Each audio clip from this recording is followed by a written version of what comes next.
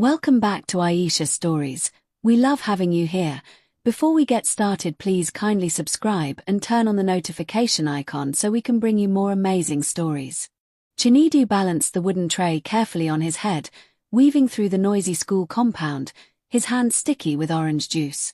It wasn't just the weight of the fruit that made his steps heavy, it was the whispers, the laughter, the way they looked at him like he didn't belong. See orange seller. Nkechi called out from under the mango tree, her voice high and sharp enough to turn heads. She was in Chinedu's class, always dressed like she came from a magazine, her hair laid in a style that looked like it took hours. The other girls laughed, some pretending to cover their mouths, others letting it out loud and careless. Chinedu didn't respond. He kept walking, his face set, his eyes fixed on the path ahead. The tray had to return empty. That was the goal every day. That was the only way he could pay off his school levies, bit by bit. It had started 2 years ago, when his father's shop was swallowed by fire. 1 minute they were managing, the next, nothing.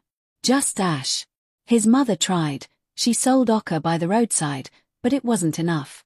So Chinedu started selling oranges, slicing them into spirals with a worn-out knife and arranging them like treasure. He could feel the stares, even when no one said anything. Boys like Obinna, who wore designer shoes and never joined the morning assembly, once called him Juice Boy in the middle of class. The name stuck for weeks. But Chinedu didn't stop. After school, he would rush home, wash his hands, grab his tray, and head to the roadside junction. The same spot, every day.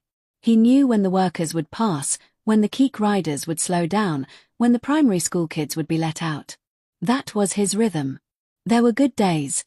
Days when he sold out before sunset and walked home with some dignity left.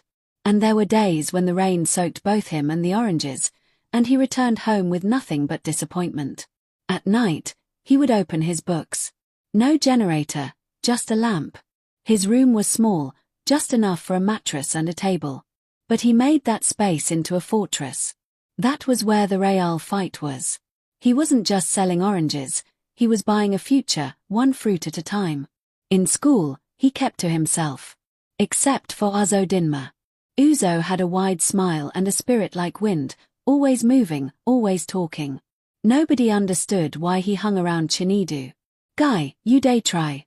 Me, I know fit sell orange. But your brain. You sharp die. Don't let all these girls distract you, Uzo would say, slapping his shoulder and grinning. But sometimes, Chinedu wondered. Especially when he saw them, Nkechi, Amora,